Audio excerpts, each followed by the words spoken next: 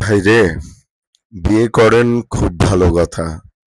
কিন্তু বিয়েতে একগাদা কুটনা আত্মীয়স্বজন দাওয়াত দিয়া তাদের পিছনে ইচ্ছা মতন খরচা কইরা পরে দিয়া এটা শোনা যে রোস্টে লবণ কম হইছে, গরু মাংসটা ভালো হয় নাই, খাসির রেজালাটা ভালো হয় নাই, আরো নানান কুটনামি।